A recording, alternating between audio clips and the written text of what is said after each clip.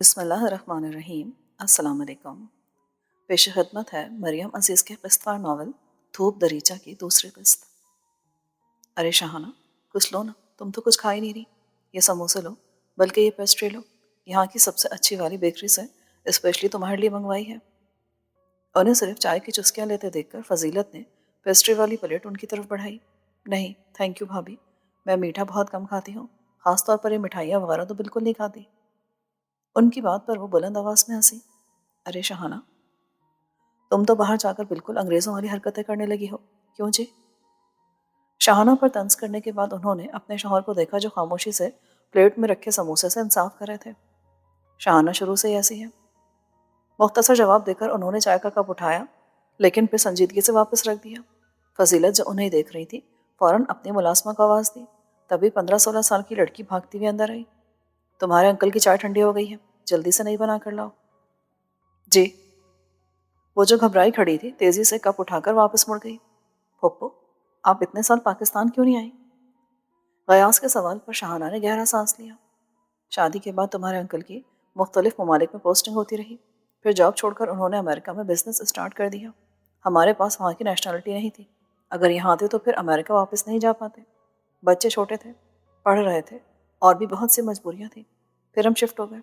وہاں کی نیشنلٹی ملنے میں بھی کافی عرصہ لگ گیا۔ اس دوران میں نے بہت سے اپنوں کو کھو دیا، نہ آخری دیدار کر سکی۔ آج بھی 23 سال گزرنے کے بعد اپنے ماں باپ بھائی کے غم سے ان کی آنکھیں نم ہو جاتی تھیں۔ غیاث نے پیار سے انہیں بازو کے حلقے میں لیا۔ وقت جیسا بھی تھا گزر گیا پھپھو، اب آپ اپنوں کے ساتھ ہیں۔ اس کے کہنے پر شاہانہ نے پیار سے اس کا کندھا تھپ تھپایا۔ مجھے یہاں کر اندازہ ہوا سارے بچے سمجھدار ہو گئے ہیں۔ غیاث کو عقل مند کہنے پر غیور صاحب نے سر جھٹکا۔ یہ کبھی مجھ سے خوش نہیں ہوتے۔ غیاث برا سا منہ بنا کر سرگوشی کے انداز میں شاہانہ کے کان میں بولا تو جواباً وہ بھی اس کے قریب جھک کر سرگوشی کے انداز میں بولی، یہ کبھی کسی سے خوش نہیں ہوتے۔ اوہ، میں سمجھا میں اکیلے ہی خوش قسمت ہوں۔ اس کے کہنے پر وہ مسکرا کر اپنے قریب رکھے بیگس کو گھورتی فضیلت کی طرف متوجہ ہوئی۔ بھابھی، میں یہ آپ کے لیے بھائی کے لیے گفٹس لائی تھی۔ انہوں نے جلدی سے بیگس پکڑے، کیونکہ جب سے شاہانہ آئی تھی تب سے وہ منتظر نظروں سے ان بیگس کو دیکھ رہی تھی۔ فضیلت ایک ایک کر کے سارا سامان بیگ سے نکال رہی تھی۔ تھوڑا صبر کر لیتی تو پھر بھاگے تو نہیں جا رہے تھے۔ شاہانہ جو کب سے فضیلت کو دیکھتے سوچ رہی تھی، اس کو الفاظ غیور صاحب نے دیے تھے۔ ان کے کہنے پر فضیلت نے بے ساختہ شاہانہ کی طرف دیکھا، جن کے چہرے پر دبی دبی مسکراہٹ تھی، تو ان کو دیکھ کر وہ بھی کھسیانی سے ہنسی ہنس کر چیزوں کو واپس بیگس میں ڈالنے لگی۔ شاہانہ، آج تو رکو گی نہ یہاں؟ غیور صاحب کے کہنے پر اس نے مسکرا کر اپنے بھائی کو دیکھا۔ بھائی، میں ضرور رکتی، پر میرا سارا سامان بھیا کی طرف ہے۔ ابھی تو میں صرف آپ لوگوں سے ملنے آئی ہوں، بچے آتے ہیں تو پھر رہنے کا پروگرام بھی بناؤں گی۔ ارے رہنے دو شاہانہ، 2 دن ہو گئے تمہیں آئے، آج آئی ہوں 2 گھڑی کی حاضری لگوانے۔ تمہیں تو شروع سے ہی میں اور غیور پسند نہیں، بس نفیسہ ہی تمہاری لاڈلی بھابھی ہے، اور عباس بھائی پیارے بھائی۔ ان کے طنزیہ انداز پر شاہانہ نے بوکھلا کر انہیں دیکھا، جبکہ غیاث نے آنکھوں سے ماں کو بولنے سے روکا۔ بھابھی ایسی بات نہیں۔ ایسی ہی بات ہے، ورنہ تو تمہیں بچے بھی نفیسہ کے پیارے ہیں۔ حارث اور حارث تقریباً ایک جتنے تھے، بلکہ حارث بڑا تھا، لیکن نہیں، تمہیں تو حارث پیارا تھا، پھر حماد اور حالہ وہی تمہیں پیارے ہیں۔ فضیلت کی یہی جلی کٹی باتیں تھیں جن کی وجہ سے شاہانہ تو کیا باقی سب بھی ان کے ساتھ بیٹھنے سے گریز کرتے تھے۔ شاہانہ جس بز ہو کر پہلو بدلنے لگی۔ وہ جانتی تھی جو مرضی کر لیں کہہ لیں، اپنے سامنے بیٹھی عورت کی سوچ نہیں بدل سکتی۔ بس کرو بے وقوف عورت، نہ موقع دیکھتی ہو نہ محل، شروع ہو جاتی ہو۔ کب سے سنتے غیور صاحب آخر کار غصے سے بول پڑے۔ ان کے زور سے بولنے پر نہ صرف فضیلت بلکہ شاہانہ بھی ڈر گئی۔ کھانا لگ گیا ہے۔ تبھی ان کی ملازمہ کھانا لگنے کی اطلاع دینے اندر آئی تو شاہانہ نے شکر کا سانس لیا۔ چلے پھپھو، کھانا کھاتے ہیں۔ باپ کا خراب موڈ دیکھ کر غیاث فوراً وہاں سے 9-2-11 ہونا چاہتا تھا۔ پھپھو، آج یہیں رک جائیں، ڈھیر ساری باتیں کریں گے۔ کھانا کھاتے ہوئے غیاث نے شاہانہ کو کہا تو وہ مسکرا کر اسے دیکھنے لگی۔ آؤں گی جلدی، اور رہوں گی بھی، ابھی تو میں پاکستان میں ہوں، ویسے میں نے سنا تھا کہ تم شادی کرنے والے ہو۔ ان کے شرارتی انداز پر وہ قہقہہ لگا کر ہنس پڑا۔ شادی ابھی کہاں پھپھو، کہہ کر اس نے دزدیدہ نظروں سے باپ کی طرف دیکھا۔ ویسے کوئی لڑکی پسند کی ہے بھابھی؟ اس نے اب کے فضیلت سے پوچھا۔ لڑکیاں تو بہت ہے شاہانہ، ماشاءاللہ میرا بیٹا لاکھوں میں ایک ہے۔ فضیلت کے پیار بھرے انداز پر غیور صاحب نے سر جھٹکا۔ ہاں، لڑکیوں کی لائن لگی ہے، صاحبزادے بہت بڑے بزنس مین جو ہیں۔ انہوں نے طنز کیا تھا جسے فضیلت اور غیاث سمجھ گئے تھے، لیکن شاہانہ نہیں سمجھی تھی، اسی لیے ماشاءاللہ کہہ کر دوبارہ فضیلت کو دیکھنے لگی۔ میں تو چاہتی تھی پہلے حارب کی شادی ہو، وہ بڑا ہے، لیکن وہ تو کوئی سرا ہی نہیں پکڑا تھا، ہر بار ٹال جاتا ہے۔ میرے بھائی کی بیٹی مجھے بڑی پسند تھی، بڑی پیاری ہے شاہانہ، دیکھو گی تو خوش ہو جاؤ گی۔ وہ بات کو پھر کسی اور طرف لے جا رہی تھی۔ تم سیدھی بات نہیں کر سکتی؟ غیور صاحب نے بدمزہ ہو کر انہیں ٹوکا۔ سیدھی بات ہی تو کر رہی ہوں۔ اب وہ ٹوکے جانے پر بدمزہ ہوئی تھی۔ بھائی کی بیٹی مصباح کے کافی رشتے آ رہے تھے، اگر حارب کا انتظار کرتی تو اتنی اچھی لڑکی ہاتھ سے نکل جاتی، تو میں نے غیاث کے لیے بات کر لی، ابھی صرف بات ہی کی ہے، منگنی یا نکاح کا فنکشن حارب کے آنے پر ہی ہوگا۔ شاہانہ نے ہنکارا بھرا۔ یہ تو ایسے بتا رہی ہے جیسے وہی ایک لڑکی رہ گئی تھی، حسین اور پڑھی لکھی، کالج بھی رود ہو کر گئی، ایف اے کر کے پتہ نہیں کون سا احسان کیا ہے، سیدھی بات کرو، تمہارا بیٹا بے قابو ہو رہا تھا۔ اس سے پہلے کہ غیور صاحب مزید گلف شانی کرتے، اطلاعی گھنٹی پر سب سے پہلے غیاث اٹھا تھا۔ واپسی پر حارث کو غیاث کے ساتھ آتا دیکھ کر شاہانہ نے سکھ کا سانس لیا۔ آؤ برخوردار، صحیح وقت پر آئے ہو۔ حارث کے گلے لگتے غیور صاحب نے اسے بیٹھنے کا اشارہ کیا۔ نہیں چاچو، کھانا کھا کر آیا ہوں، بس پھپھو کو لینے آیا تھا۔ اب آ گئے ہو تو تھوڑی دیر بیٹھو، ورنہ تمہیں تو کبھی توفیق نہیں ہوتی کہ رشتہ داروں سے مل لو۔ فضیلت کے کہنے پر غیور صاحب نے غصے سے جبکہ شاہانہ نے افسوس سے سر ہلایا۔ یار کھانا کھا لیا تو کوئی بات نہیں، میٹھا کھاؤ۔ غیاث نے جلدی سے کھیر کا پیالہ اس کی طرف بڑھایا تو حارث نے خاموشی سے پیالی اپنی طرف سرکاری۔ پھر کیا مصروفیت ہے آج کل؟ غیور صاحب کے پوچھنے پر حارث نے کھیر کا ایک چمچہ لے کر پیالہ پیچھے کھسکا دیا۔ بابا کے ساتھ آفس جاتا ہوں۔ اچھا کرتے ہو، اچھے بچوں کی یہی نشانی ہوتی ہے۔ اتنا بڑا بزنس ہے عباس بھائی کا، اب تم ہمات مدد نہیں کرو گے تو کون کرے گا؟ تم بھی باہر پڑھنے گئے تھے لیکن واپس آئے، اپنی پڑھائی کا اپنے باپ کو فائدہ دے رہے ہو۔ حارب بھی گیا تھا پڑھنے، پتہ نہیں کون سی پڑھائی کر رہا ہے جو ختم ہونے کا نام ہی نہیں لے رہی، اور دوسرے برخوردار کو عشق عاشقی سے فرصت نہیں۔ غیور صاحب کے کہنے پر حارث نے بے چین ہو کر پہلو بدلا۔ آپ کو تو ہمیشہ اپنی ہی اولاد میں کیڑے نظر آتے ہیں۔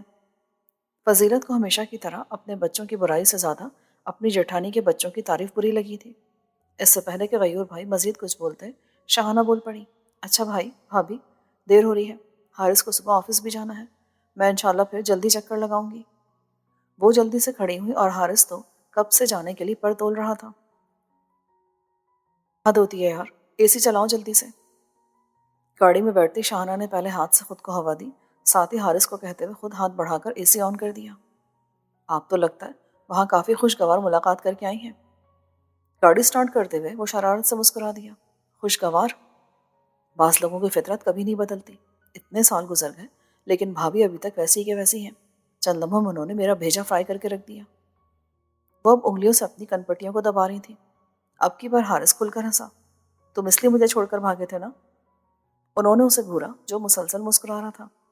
اور بھائی اب بھی ویسے کے ویسے ہی ہیں، ہٹیلے، اور مزے کی بات یہ ہے کہ ڈرنے کے باوجود بھابھی اپنی زبان کنٹرول نہیں کر پاتی۔ بچے جوان ہو گئے، شادی کرنے لگی ہیں، لیکن بھابھی میں ابھی تک مقابلے کی عادت ختم نہیں ہوئی۔ پتہ نہیں اپنی بہو کو کیسے برداشت کریں گی۔ اس کو تو کر ہی لیں گی، ان کی سگی بھتیجی ہے۔ وہ تو ٹھیک ہے، لیکن بھائی جس طرح غیاث کو عشق عاشقی کے تانے دے رہے تھے، میں سمجھی لو میرج ہے تو بھابھی کو کہاں برداشت ہوگا، بہو بیٹے کی پسند کی ہو۔ پر ایسا ہی ہے تقریباً، لو میرج ہے، بے شک کزن ہے، لیکن غیاث کی پسند ہے۔ اچھا، ویسے تو حارب بڑا ہے، پہلے اس کی کرنی چاہیے تھی۔ ان کی مرضی ہے پھپھو۔ ہاں یہ بات تو ہے۔ یہ کہہ کر وہ سامنے دیکھنے لگی، پھر کچھ خیال آنے پر تھوڑا رخ بدل کر حارث کو دیکھنے لگی۔ تمہیں بھی اب شادی کر لینی چاہیے، تم سے چھوٹے کر رہے ہیں۔ چھوٹے اس لیے کر رہے ہیں کہ ان کی زندگی میں ان کی پسند کی لڑکی موجود ہے جسے وہ اپنے گھر اور زندگی میں لانے کے لیے بے قرار ہے۔ اس طرح تو تمہاری بھی زندگی میں ایک لڑکی موجود ہے۔ میں جانتا ہوں زمل کون ہے، لیکن یہاں اس کا کیا ذکر؟ شاہانہ نے افسوس سے اس کا چہرہ دیکھا۔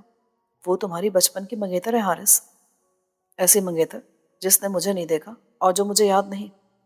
مجھے تو یہ سمجھ نہیں آتی بچپن میں رشتے جوڑتے ہی کیوں ہیں؟ جو دو لوگ ایک رشتے میں جوڑے جاتے ہیں انہیں سمجھ ہی نہیں ہوتی اس رشتے کی۔ اس کے لہجے میں ناراضگی تھی۔ بڑے ہمیشہ بچوں کی بھلائی کے لیے فیصلہ کرتے ہیں۔ پھپھو، اس میں کیا بھلائی ہے؟ شادی ایک ہی دفعہ ہوتی ہے نا، یہ مانتی ہے نا آپ؟ ہاں تو میرے نزدیک شادی کے لیے ذہنی ہم آہنگی ہونا ضروری ہے، جبکہ وہ لڑکی مجھ سے گویا 10 سال چھوٹی ہے۔ مجھے پڑھی لکھی، سلجھی، سمجھدار میچور لڑکی چاہیے اپنی زندگی میں، اور میں یقین سے کہہ سکتا ہوں کہ وہ بالکل ویسی نہیں ہوگی۔ شاہانہ پریشانی سے اسے دیکھ رہی تھی۔ عمر کا اتنا فرق کوئی بڑی بات تو نہیں، تمہارے انکل اور میری عمر میں 8 سال کا فرق ہے، بھابھی اور بھیا کی عمر میں 10 سال کا فرق ہے، اور تمہارے دادا دادی میں 15 سال کا فرق تھا، اور میرے امی ابا کی انڈرسٹینڈنگ کی لوگ مثال دیتے تھے۔ پہلے کی بات اور تھی پھپھو، اب زمانہ بدل گیا ہے، ایسے بے جوڑ رشتے زیادہ دیر نہیں چلتے۔ تم جانتے ہو نا ہماری فیملی میں رشتے آپس میں ہی کرتے ہیں، فیملی میں سب کو اس منگنی کا پتہ ہے۔ تمہارے لیے شاید اس منگنی کی کوئی ویلیو نہ ہو، پر وہ لڑکی تمہارے نام پر بیٹھی ہے۔ شاہانہ کو خاصا غصہ آ گیا۔ میں نے نہیں کہا تھا پھپھو کہ یہ منگنی کرے، میں اماں سے کہہ چکا ہوں مجھے یہ رشتہ نہیں کرنا۔ اب کی بار شاہانہ نے کوئی جواب نہیں دیا۔ اسے مسلسل خاموش دیکھ کر حارث نے دوبارہ بات شروع کی۔ آئی ایم سوری پھپھو، میں آپ کو ہرٹ نہیں کرنا چاہتا تھا، پر حقیقت یہی ہے، میری اس رشتے میں کوئی رضامندی شامل نہیں ہے۔ اگر بابا نے میرے ساتھ زبردستی کی تو سوائے 2 زندگیوں کے برباد ہونے کے علاوہ اور کچھ نہیں ہوگا۔ میں کبھی اس کو خوش نہیں رکھ سکوں گا۔ شاہانہ اب بھی خاموش رہی۔ انہیں ان کے سوال کا جواب مل گیا تھا، لیکن وہ جواب انہیں پریشان کر گیا تھا۔ سر پر برستی بوندوں سے اس کے قدموں میں تیزی آ گئی تھی۔ اس کا رخ لائبریری کی طرف تھا۔ جس وقت وہ گھر سے نکلی تھی اس وقت تیز ہوا کے ساتھ گہرے بادل چھائے تھے۔ نفیسہ اور انوری بوا نے اسے منع بھی کیا تھا آج جانے سے، پر پہلے ہی پھپھو کے ساتھ باتوں اور گھومنے پھرنے میں وہ کافی ٹائم گنوا چکی تھی۔ کل اسائنمنٹ جمع کروانی تھی اور اس کے اسائنمنٹ ابھی تک مکمل نہیں ہوئی تھی۔ گھر میں رہتی تو پھر دھیان بھٹک سکتا تھا، اسی لیے وہ وقت سے پہلے یوں نہیں آ گئی تاکہ فائزہ کے آنے سے پہلے اپنا کام مکمل کر لے۔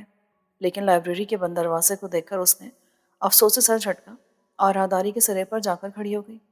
دیوار سے ٹیک لگائے سامنے وسیع و ریز لان کو دیکھنے لگی، جو بھیگتے ہوئے بہت خوبصورت لگ رہا تھا۔ اس کی طرح کئی اور اسٹوڈنٹ بھی برستی بارش کو دیکھ کر لطف اندوز ہو رہے تھے۔ قدموں کی آہٹ پر اس نے سرسری انداز میں سر گھمایا اور خود سے تھوڑے فاصلے پر کھڑے ثاقب کو دیکھ کر، جو دیوار سے ٹیک لگائے کھڑی تھی، یک دم سیدھی ہو گئی۔ یقیناً آپ بھی لائبریری کھلنے کا انتظار کری ہوں گی۔ جی، میں بھی اسی کا انتظار کر رہا ہوں۔ ثاقب کے بتانے پر اس نے سر ہلانے پر اکتفا کیا۔ میں 2 دن سے آپ کا ویٹ کر رہا تھا۔ ثاقب کے کہنے پر اس نے سر گھما کر اسے دیکھا۔ اس کے ماتھے پر بل تھے۔ دراصل میں اپنی اسائنمنٹ پر کام کر رہا تھا تو آپ کے ٹاپک سے متعلق کچھ پوائنٹس میری نظر سے گزرے، مجھے لگا وہ آپ کو ہیلپ دیں گے۔ میں نے نوٹ کر لیے تھے، وہی دینے کے لیے آپ کا ویٹ کر رہا تھا۔ میرے پاس آپ کا نمبر نہیں تھا، ورنہ آپ کو وہیں بھیج دیتا۔ اس کے ماتھے پر بل دیکھنے کے باوجود اس کا لہجہ نارمل اور قدر نرم تھا، حالانکہ چہرے کے تاثرات شرمندگی میں ڈھلے تھے۔ میں فائزہ کو کہہ سکتا تھا، بے شک وہ آپ کی بیسٹ فرینڈ ہے، لیکن مجھے اس کو کہنا مناسب نہیں لگا۔ مجھے یہ بات بالکل گوارا نہیں کہ میری وجہ سے آپ کو کوئی تکلیف ہو۔ اس کی اگلی بات پر حالہ نے بے ساختہ سر جھکایا۔ وہ ہر بار اسے حیران کر دیتا تھا، اپنے انداز سے، اپنے الفاظ سے۔ میری پھپھو آئی ہوئی ہیں، بس اسی وجہ سے نہیں آ سکی۔ اوہ، آپ کی فیملی میں کون کون ہے؟ اس کا لہجہ ہمیشہ کی طرح مہذب اور شائستہ تھا کہ وہ اپنا لہجہ مزید روکھا نہیں رکھ سکی۔ میرے بابا، اماں، بوا، میرے بھائی، اور کوئی ریلیٹیو نہیں۔ پھپھو ہیں، ایک تایا ہے، چاچو تھے، ان کی ڈیتھ ہو چکی ہے۔ اوہ، افسوس ہو سن کر۔ میرے بارے میں آپ خود تو پوچھیں گی نہیں، تو چلیں میں خود ہی بتا دیتا ہوں۔ اس کے شرارتی انداز پر وہ محض مسکرا کر رہ گئی۔ میری فیملی میں میرے پاپا، ماما اور میری ایک بہن ہے۔ اور آپ کے ریلیٹیو؟ پاپا کے ہیں میرے تایا اور پھپھی ہیں، پر وہ ہم سے کم ملتے ہیں۔ ماما کے بھی ریلیٹیو ہیں، پر وہ بھی ہم سے نہیں ملتے۔ خالہ نے ناسمجھی سے اس کی طرف دیکھا تو اس نے مسکرا کر کندھے اچکائے، جیسے اس کے پاس سوال کا جواب نہیں تو خالہ کو بھی مزید پوچھنا مناسب نہ لگا۔ وہ خاموش ہو گئی۔ آپ کو ابھی بھی لگتا ہے کہ میں ایک برا انسان ہوں؟ خالہ نے چونک کر اسے دیکھا۔ میں نے کبھی آپ کو برا نہیں سمجھا۔ وہ بے ساختہ بولی تو ثاقب کی نظریں اس کے خوبصورت چہرے پر ٹھہر گئیں، لیکن اس کے نظریں چرانے پر فوراً اس پر سے نظریں ہٹا لی، پھر گلا کھنکار کر دوبارہ بولا، لیکن آپ تو مجھے دیکھ کر ایسے بھاگتی جیسے میں کوئی بھوت ہوں۔ مجھ سے بات تک کرنا آپ پسند نہیں کرتی۔ آپ نے شاید دیکھا نہیں، میں کسی سے بھی زیادہ بات نہیں کرتی، میری نیچر ہی ایسی ہے۔ اور مجھے آپ کی یہی ریزرو نیچر بہت پسند ہے۔ لڑکیوں کو آپ کی طرح مضبوط اور محتاط ہونا چاہیے۔ اس کے کمپلیمنٹ پر حالہ نے نظر اٹھا کر اسے دیکھا۔ اس کے لہجے میں احترام، لیکن آنکھوں میں کوئی اور ہی جذبہ تھا۔ حالہ نے بے ساختہ ان آنکھوں سے نظر چرائی۔ تبھی اس کی نگاہ فائزہ اور اس کے ساتھ آئے سر قدیر پر پڑی تو وہ تیزی سے ان کی طرف بڑھی۔ اس کے یوں بھاگنے پر ثاقب اپنی مسکراہٹ ہونٹوں میں دباتا اس کے پیچھے ہو لیا۔ وہ ساری رات سو نہیں سکی تھی تو اب سر درد سے پھٹ رہا تھا۔ کمرے سے باہر آئی تو مکمل خاموشی تھی۔ کچن سے برتنوں کے ساتھ باتوں کی آواز بھی آ رہی تھی۔ ارے شہانہ اٹھ گئی تم؟ انہیں دروازے میں کھڑا دیکھ کر نفیسہ مسکرا کر ان کے قریب آئی۔ آج کافی دیر سوئی ہو، لگتا ہے نیند ٹھیک سے آئی ہے۔ جی بھابھی، سب بچے کدھر ہیں؟ حالہ یونیورسٹی گئی ہے، حماد مارکیٹ گیا ہے، گروسری لانی تھی، اور حارث آفس۔ اور بھیا؟ وہ اندر ہے، آفس جانے کے لیے تیار ہو رہے ہیں۔ اچھا۔ ان کے بتاتے ہی وہ تیزی سے مڑی۔ ارے رکو، ناشتہ تو کر لو۔ میں چائے پیوں گی بھابھی، بھائی سے ذرا مل لوں۔ وہ تیز تیز قدموں سے ان کے کمرے کی طرف بڑھی، انگلیوں سے ہلکے سے دستک دے کر اندر سے اجازت ملنے پر دروازہ کھولا۔ ارے شہانہ؟ وہ اسے دیکھ کر مسکرائے۔ آؤ۔ وہ ڈریسنگ سے اس کا عکس دیکھ کر بولے۔ بھیا ایک بات کرنی تھی۔ ہاں بولو۔ میں زمن سے ملنا چاہتی ہوں۔ دیکھتے ہیں۔ انہوں نے سنجیدگی سے کہا۔ مجھے بھابھی نے بتایا فرحانہ کی شادی کے بارے میں۔ ٹھیک ہے بھائی، یہ اس کا فیصلہ تھا، لیکن اس میں زمل کا کیا قصور ہے؟ وہ صرف فرحانہ کی نہیں، ایاز کی بھی بیٹی ہے، ہماری بیٹی ہے۔ آپ کیسے اس کی طرف سے اتنے بے فکر ہو سکتے ہیں؟ ویسے کتنے سال ہو گئے آپ کو اس سے ملے اور دیکھے؟ وہ اب ناراضگی سے ان سے پوچھ رہی تھی۔ کسی میں اتنی ہمت نہیں تھی کہ وہ غلام عباس سے سوال کر سکے، اس لیے اتنے سالوں سے کسی نے زمل کا نہیں پوچھا، کیونکہ وہ فرحانہ کی بیٹی تھی جو ان سے رشتہ توڑ چکی تھی، لیکن وہ شہانہ تھی جو ہمیشہ سے دل میں ہوتا کہہ دیتی تھی۔ ایاز کے بعد نہیں ملا۔ ان کے چہرے پر سنجیدگی پھیل گئی تھی۔ 14 سال سے؟ وہ دکھ سے بولی۔ بھیا وہ یتیم ہوئی تھی، لاوارث تو نہیں تھی۔ شہانہ کی آواز رند گئی، جس کو محسوس کرتے ہی غلام عباس نے اضطرابی انداز میں اپنا دایاں ہاتھ بالوں میں پھیرا۔ وہ اپنی ماں کے پاس ہے، ٹھیک ہی ہوگی، ویسے بھی میں اس کی ماں کے اکاؤنٹ میں اس کا ماہانہ خرچ بھیجتا رہتا ہوں۔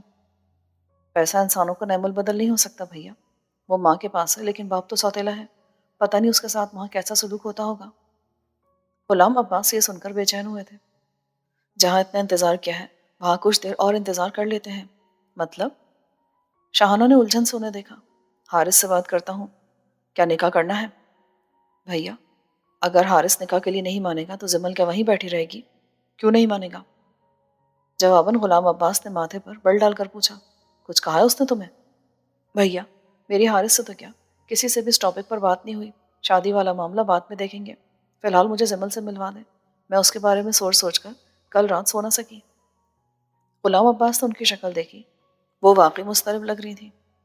ٹھیک ہے، کب چلنا ہے؟ وہ گہری سانس لے کر بولے۔ ابھی چلتے ہیں، میں چینج کر کے آتی ہوں۔ وہ تیزی سے بولتی ہوئی باہر نکل گئی۔ ابھی بھی اس کا بچپنا نہیں گیا۔ ان کے نکلتے غلام عباس سر جھٹکتے ہوئے بڑبڑائے تھے۔ کومل نے کرسی پر بیٹھتے ہوئے ارد گرد کا جائزہ لیا۔ اے سی کی ٹھنڈی ہوا ہلکے سروں میں بجتا میوزک ماحول کو کافی مسحور کن بنا رہے تھے۔ ہم یہاں کیوں آئے ہیں؟ کومل نے ارد گرد کا جائزہ لینے کے بعد سامنے بیٹھی نفیسہ اور فرینا کو دیکھا۔ ڈیٹ ہے یہاں میری۔ اس کے کہنے پر کومل نے آنکھیں پھاڑ کر اسے دیکھا۔ اپنی ڈیٹ پر تم مجھے کیوں لائی ہو؟ کیونکہ اکیلے آنے پر امی کو 100 وجوہات بتانا پڑتی، پر مجھے تو بتا دیتی کم سے کم۔ وہ برا سا منہ بنا کر بولی۔ بتا دیتی تو کیا تم آتی؟ یہ جگہ تو کافی مہنگی لگ رہی ہے۔ ہاں مہنگی ہے، اسی لیے تو چنی ہے یہ جگہ، ویسے بھی ہم نے کون سا بل دینا ہے؟ وہ شرارت سے مسکرائی تو افسوس سے سر ہلاتے گلاس وال سے باہر نظر آتی وہ شاندار بلڈنگ کو دیکھنے لگی۔ یہاں بڑے بڑے آفس ہیں، اس لیے ریسٹورینٹ بھی اسی لیول کے ہیں، کیونکہ ان دفاتر کے مالک اپنی لوکل اور فورن میٹنگز یہیں کرتے ہیں، اور یہاں بڑی بڑی اسامیاں آسانی سے مل جاتی ہیں۔ وہ ایک آنکھ کو دباتے ہوئے خباثت سے بولی تو کومل ہونٹ بھیج کر مسکرائی۔ آج تو میں بھی اس لیے لائی ہوں، ناصر کے ساتھ اس کا دوست بھی آ رہا ہے۔ یہ ناصر کون ہے؟ میرا فرینڈ۔ لیکن اویس؟ ارے اویس وہ تو پرانی بات ہو گئی، بور کرنے لگا تھا۔ تو اس ناصر میں کیا خاص بات ہے؟ اس سے زیادہ امیر، بلکہ دل والا ہے، دل کھول کر مجھ پر خرچ کرتا ہے۔ تمہیں کیا لگتا ہے یہ جو اتنے مہنگے جوتے کپڑے میں پہنتی ہوں اپنے باپ کی کریانے کی دکان کی آمدنی سے خریدتی ہوں؟ اس کے کہنے پر کومل نے سر سے پیر تک اس کا بھرپور جائزہ لیا۔ وہ دونوں ایک ہی محلے میں رہتی تھی، بچپن کی دوستی تھی۔ رضیہ 6 بہن بھائیوں میں تیسرے نمبر پر تھی، کم آمدنی، زیادہ ضروریات، اور ایسے میں رضیہ کے خواب کافی بلند تھے، اور یونیورسٹی جا کر تو یہ خواب اور بھی اونچے ہو گئے تھے۔ امیر لڑکوں سے دوستی کر کے ان سے مہنگے تحفے لینا یہ اس کا مشغلہ بن گیا تھا۔ یہ سامنے جو بلڈنگ دیکھ رہی ہو بہت بڑی کمپنی ہے، مختلف شہروں میں ان کی برانچز ہیں۔ یہاں سیلری جتنی اچھی ہے جاب ملنا اتنا ہی مشکل ہے۔ ناصر سے دوستی کی ایک وجہ اس آفس میں انٹری کی کوشش بھی ہے۔ اس کے کہنے پر کومل نے پھر اس شاندار بلڈنگ کو دیکھا اور پھر دوبارہ چونک کر دیکھا۔ اس کمپنی کے مالک کا نام کیا ہے؟ اوپر لکھا تو ہے G H international company, owner mister Ghulam Abbas ہے، لیکن سی ای او ان کے بیٹے حارث عباس ہیں۔ میں نے دیکھا ہے، بہت ہینڈسم ہے، لیکن بہت مغرور اور روڈ بھی ہیں۔ اس کو پٹانے کی بڑی کوشش کی، لیکن انگور کھٹے تھے۔ پھر سوچا مالک نہ صحیح، امپلائی صحیح۔ حارث عباس کے نام پر کومل کی آنکھیں چمک اٹھی۔ رضیہ ہمیشہ اپنے قصے سنا سنا کر کومل کو جیلس فیل کرواتی تھی۔ اس کا دل چاہا ابھی اس کو کیا بلکہ یہاں بیٹھے ہر شخص کو بتائے حارث عباس جو اس شاندار کمپنی کا مالک ہے اس کا کزن ہے۔ لیکن اس نے بمشکل خود پر ضبط کیا، کیونکہ وہ بتانا نہیں، دکھانا چاہتی تھی کہ جو شخص سب کے لیے ناقابل تسخیر ہے وہ جلد اسے حاصل کرنے والی ہے، اور جس کمپنی میں لوگوں کو جگہ مشکل سے ملتی ہے وہ کمپنی اس کی ہوگی۔ وہ تصور میں خود کو سی ای او کی بیوی کی حیثیت سے دیکھ رہی تھی۔ وہ آفس کا راؤنڈ لینے کے بعد اپنے آفس کی طرف جا رہا تھا جب اس کی جیب میں رکھا موبائل وائبریٹ ہوا۔ اس نے چلتے ہوئے موبائل نکالا۔ اسکرین پر نام دیکھ کر اس کے چلتے قدم رکے تھے۔ اس نے فون کان سے لگایا۔ السلام علیکم۔ دوسری طرف سے کومل کی آواز سن کر وہ حیران ہوا۔ وعلیکم السلام، خیریت تھی کومل؟ جی خیریت تھی، بس آپ سے ایک فیور چاہیے تھی۔ ہاں بولو۔ کیا آج آپ گھر آ سکتے ہیں؟ سب ٹھیک تو ہے نا؟ جی۔ ایسا کومل کہ آج تو مشکل ہے، کیونکہ مجھے کچھ دنوں کے لیے آؤٹ آف سٹی جانا ہے، تو بس اس کی تیاری کر کے نکلنا ہے۔ لیکن تم بتاؤ کیا کہنا ہے، میں سن رہا ہوں۔ حارث، میں جاب کرنا چاہتی ہوں۔ جاب؟ لیکن تم جاب کر تو رہی تھی نا؟ کوئی پرابلم ہے تو تم بتا سکتی ہو۔ میں نے وہ جاب چھوڑ دی ہے، سیلری بہت کم دیتے تھے اور کام زیادہ لیتے تھے۔ تم پریشان نہ ہو، میں نیکسٹ منتھ پیسے زیادہ کر دوں گا۔ مجھے پتا ہے حارث، آپ سب کر سکتے ہیں، لیکن آپ یہ سب کچھ کب تک کر سکتے ہیں؟ آپ کی ذمہ داری اٹھانے سے حالات نہیں بدلیں گے جب تک ہم خود اپنی ذمہ داری نہیں سمجھیں گے۔ میں نے ماسٹرز کیا ہے، اتنی محنت کی، اس لیے نہیں کہ گھر بیٹھ کر مفت کی روٹیاں توڑوں۔ اپنی تعلیم کا کچھ تو فائدہ ہونا چاہیے نا۔ عالیہ بھی پڑھ رہی ہے، اس کی شادی کرنی ہے۔ طاہر اپنا چھوٹا موٹا کاروبار کرنا چاہتا ہے، پر چھوٹا موٹا بزنس بھی بڑی اماؤنٹ کے ساتھ شروع ہوتا ہے۔ مجھے آپ کی نیت پر شک نہیں، لیکن میں یہ بھی جانتی ہوں کہ انکل ہمیں پسند نہیں کرتے۔ خالہ اور آپ ہماری مدد کرتے ہیں، ان کے علم میں نہیں، اس سے پہلے کہ ان کو پتہ چلے ہمیں کچھ نہ کچھ کرنا ہوگا۔ تم اگر جاب کرنا چاہتی ہو تو وہ الگ بات ہے، لیکن ایسا نہیں کہ بابا کو پتہ چلے گا تو وہ منع کر دیں گے۔ میرے یا اماں کے اکاؤنٹ سے جو بھی ٹرانزیکشن ہوتی ہے وہ بابا کی نالج میں ہوتی ہیں۔ بابا کی پرمیشن ہے تو اماں ایسا کرتی ہیں۔ حارث کا سنجیدہ لہجہ بتا رہا تھا کہ اسے برا لگا ہے۔ آپ کو برا لگا حارث؟ نہیں، مجھے برا نہیں لگا، میں صرف تمہاری غلط فہمی دور کر رہا ہوں۔ تو کیا آپ کو میری جاب والی بات بری لگی؟ نہیں کومل، مجھے کچھ بھی برا نہیں لگا۔ میں بلا وجہ عورت کے باہر نکلنے کے حق میں نہیں۔ اگر مجبوری نہیں تو یوں دفتروں میں دھکے کھانے کی سینس نہیں بنتی، لیکن میں تمہیں منع نہیں کروں گا۔ اگر تمہیں لگتا ہے تمہارا ایسا کرنا تمہاری فیملی کے لیے اور تمہاری سیلف رسپیکٹ کے لیے ضروری ہے تو شیور تمہیں کرنا چاہیے۔ اس کے اتنی جلدی اور آسانی سے مان جانے پر کومل کو سمجھ نہیں آ رہی تھی کہ وہ خوش ہو یا پریشان۔ میں تمہارے لیے کوئی جاب دیکھتا ہوں جہاں کا ماحول اچھا ہو۔ حارث، وہ یکدم جلدی سے بولی، کیا مجھے آپ کے آفس میں جاب نہیں مل سکتی؟ آپ میرے ارد گرد ہوں گے تو تحفظ کا احساس رہے گا۔ حارث نے ہونٹ بھینچ لیے۔ مجھے نہیں لگتا یہاں جاب کرنا تمہارے لیے مناسب ہوگا۔ میرے دوست کی بہن کی کمپنی ہے، اس سے بات کر کے تمہیں ایڈریس سینڈ کر دوں گا، وہاں تمہیں جاب مل جائے گی۔ اب مجھے نکلنا ہے، خالہ کو میرا سلام دینا۔ عجلت بھرے انداز میں کہہ کر اس نے فون بند کر دیا، جبکہ کومل کتنی دیر خاموشی سے فون کو دیکھتی رہی۔ میں نے منع کیا تھا کہ حارث سے نوکری کی بات نہ کرنا، مجھے پتا اس کے گھر کا ماحول، وہ آزاد خیال لڑکیوں کو پسند نہیں کرتا۔ ناہید کو اپنی عقل مند بیٹی پر جی بھر کر غصہ آ رہا تھا۔ اور آپ ہی کیا ضرورت تھی اتنی غیرت دکھانے کی؟ اب اگر حارث بھائی نے پیسے دینے بند کر دیے تو کیا بنے گا ہمارا؟ عالیہ نے بھی خفگی سے بہن کو گھورا۔ اوفو، تم لوگ تو چپ کرو، کوئی قیامت نازل نہیں ہوئی۔ میں نے جو کیا ٹھیک کیا ہے، میں نے کوئی آزادی نہیں دکھائی، سیلف رسپیکٹ دکھائی ہے، اور مجھے اندازہ ہے حارث کو خود اعتماد لڑکیاں پسند ہیں جو میں ہوں، اس لیے تو انہوں نے مجھے جاب سے منع نہیں کیا۔ لیکن انہوں نے تمہیں اپنے آفس میں جاب بھی تو نہیں دی۔ عالیہ کا انداز چڑھانے والا تھا۔ بے فکر رہو، میں وہاں امپلائی بن کے نہیں مالکن بن کر جاؤں گی۔ وہ گردن اکڑا کر بولی تو عالیہ مسکرا دی، لیکن ناہید اب بھی کچھ فکر مند تھی۔ انہیں ہر مہینے آنے والی لکشمی جاتی دکھائی دے رہی تھی۔ بظاہر وہ گاڑی سے باہر آتے جاتے مناظر پر نظریں گاڑے ہوئے تھی، لیکن ان کے ذہن میں ماضی ایک فلم کی طرح چل رہا تھا۔ ابھی کل ہی کی بات لگ رہی تھی جب وہ لوگ ایاز کی بارات لے کر یہاں آئے تھے۔ ابا جان ناراض تھے، لیکن وہ خوش تھی کیونکہ ان کا بھائی خوش تھا۔ گاڑی رکنے پر یادوں کا سلسلہ بھی رکا تھا۔ انہوں نے چونک کر سامنے دیکھا۔ سامنے نظر آتی جگہ ان کے لیے اجنبی تھی۔ انہوں نے گردن گھما کر غلام عباس کی طرف دیکھا جو باہر کھڑے ڈرائیور اور گارڈ کو کچھ سمجھا رہے تھے۔ ان کے آگے بڑھتے ہی وہ دوبارہ ارد گرد کا جائزہ لینے لگی۔ یہ جگہ وہ تو نہیں تھی جہاں فرحانہ کے ماں باپ کا گھر تھا۔ گارڈ نے واپس آ کر انہیں کچھ بتایا تو انہوں نے سر ہلا کر شاہانہ کو باہر نکلنے کا اشارہ کیا۔ ان کے پیچھے چلتے ہوئے وہ ایک پرانے لیکن بڑے سے مکان کے سامنے آ رکے۔ دستک دینے کے بعد وہ اجنبی نظروں سے دروازہ کھلنے کا انتظار کرنے لگے۔ دروازہ ایک عمر رسیدہ عورت نے کھولا اور اجنبی چہروں کو حیرت سے دیکھنے لگی۔ ہمیں فرحانہ بی بی سے ملنا ہے۔ فرحانہ کے نام پر اس عورت نے عجیب نظروں سے غلام عباس کو دیکھا تو شاہانہ فوراً آگے آئی۔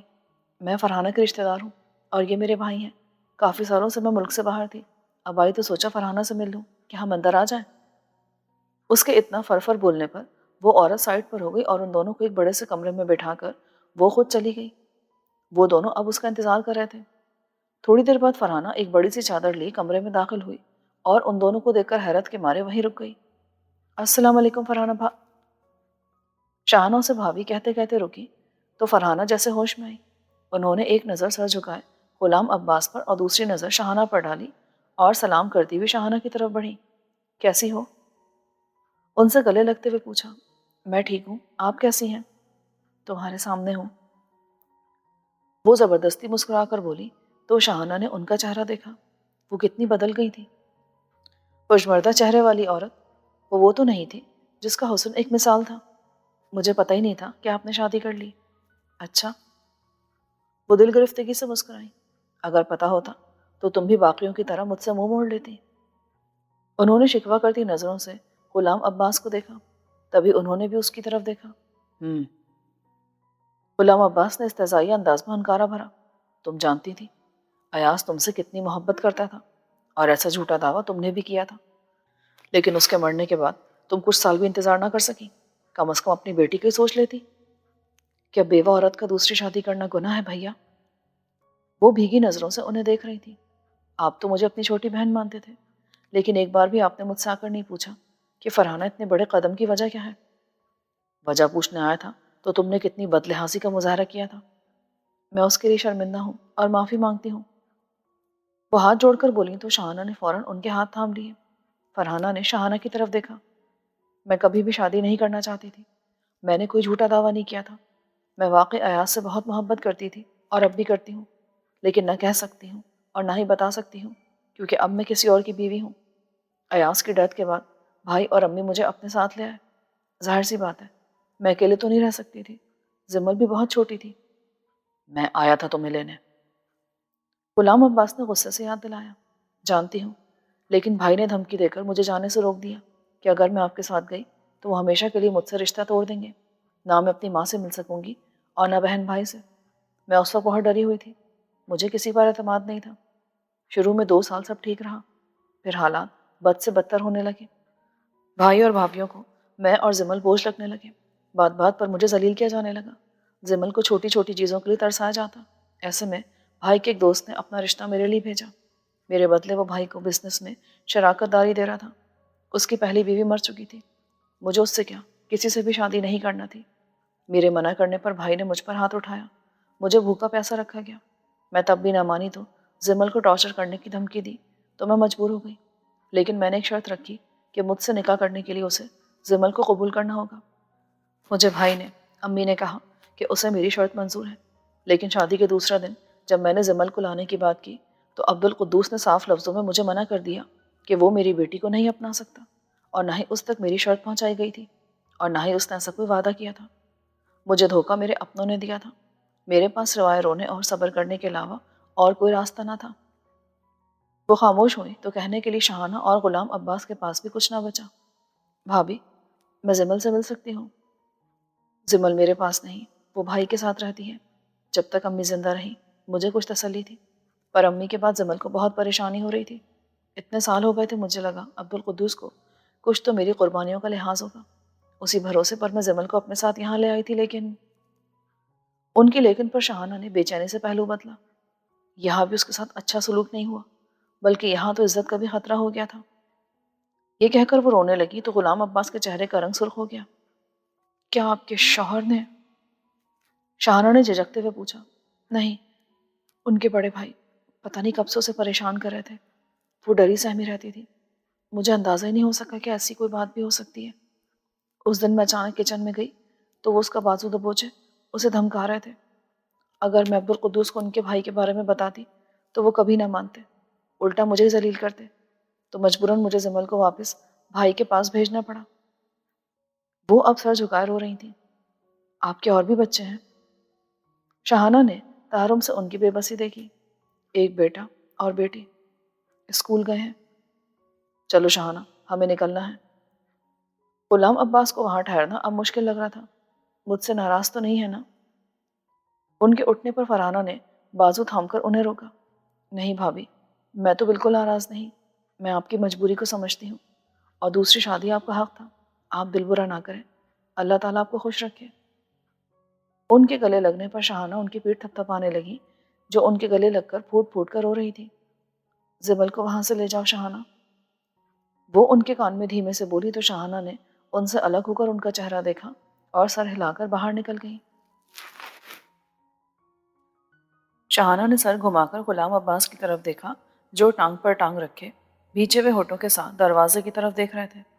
فرحانہ کے گھر سے لے کر یہاں تک وہ بالکل خاموش تھے اور وہ جانتی تھی کہ وہ اپنا غصہ ضبط کر رہے ہیں۔ آپ بھی کچھ لینا۔ انہیں یوں سنجیدہ ہاتھ رو کے بیٹھا دیکھ کر وحید نے سامنے میز کی طرف اشارہ کیا جہاں پڑی چائے اور کباب ٹھنڈے ہو گئے تھے۔ نہیں، بہت شکریہ، زمل کو بلا دیں، ہمیں دیر ہو رہی ہے۔ غلام عباس سامنے لگی گھڑی کو دیکھ کر بولے۔ ان کا انداز اتنا پتھریلا تھا کہ وہ گھبرا کر باہر نکلا۔ مجھے نہیں جانا، پلیز مامی، مجھے چھوڑیں۔ وہ دونوں ہی اپنی اپنی سوچوں میں غلطہ تھے جب انہیں باہر سے دھیمی اور روحان سی آواز سنائی دی۔ کیوں نہیں جانا؟ تمہارے رشتہ دار آئے ہیں۔ نہیں جانا۔ وہ شاید اب زور لگا کر خود کو چھوڑوا رہی تھی۔ غلام عباس ماتھے پر بل ڈال کر کھڑے ہوئے۔ اندر جا کر الٹی سیدھی بات کی تو یاد رکھنا چمڑی ادھڑ کے رکھ دوں گی۔ ایک کرخت نسوانی آواز پر شاہانہ کا بھی پارا چڑھا تھا۔ اس سے پہلے غلام عباس دروازے کی طرف بڑھتے وہ دونوں اندر داخل ہوئے۔ ان کے درمیان ایک لڑکی تھی جس کا سر جھکا ہوا تھا۔ ان دونوں نے سختی سے اس کو بازوؤں سے تھام رکھا تھا۔ غلام عباس کی نظریں اس پر جمی تھی جو سر جھکائے ہلکا ہلکا لرز رہی تھی۔ زمل آنے سے انکار کر رہی تھی۔ دراصل یہ بہت شرمیلی ہے، لوگوں سے ملتی نہیں۔ غلام عباس کی شکل دیکھ کر وہی تیزی سے بولا، زمل۔ غلام عباس کی آواز پر اس نے ڈرتے ڈرتے سر اٹھایا۔ اس کی سہمی آنکھوں میں پہلے بے یقینی اتری، پھر آنسو۔ بابا۔ وہ سختی سے ان سے لپٹی، ان کو پکارتی رو رہی تھی۔ انہوں نے اسے بازو کے گھیرے میں لے کر اس کے سر کو چوما۔ میں کب سے آپ کا انتظار کر رہی تھی۔ وہ بہت آہستہ بول رہی تھی۔ میں دیر سے آنے کے لیے شرمندہ ہوں میرے بچے۔ وہ بھی جھک کر اسی کے انداز میں بولے، آپ بالکل میرے بابا جیسے ہیں۔ غلام عباس کی آنکھیں نم ہوئی۔ بھائی صاحب، آپ بیٹھیں، آرام سے بات کرتے ہیں۔ زمل کو یوں غلام عباس کے قریب کھڑا دیکھ کر وحید اور اس کی بیوی پریشان ہوئے تھے۔ زمل، نسوانی آواز پر اس نے نظریں گھما کر دائیں طرف دیکھا۔ جاؤ بیٹا، تمہاری پھپھو ہیں۔ وہ شاہانہ سے جا کر لپٹ گئی اور اسے گلے لگائے وہ بری طرح رو پڑی۔ خود سے الگ کر کے انہوں نے دونوں ہاتھوں میں اس کا چہرہ لے کر اپنے سامنے کیا تو دنگ رہ گئی۔ اتنی خوبصورتی! ان کے منہ سے بے ساختہ ماشاء اللہ نکلا تھا۔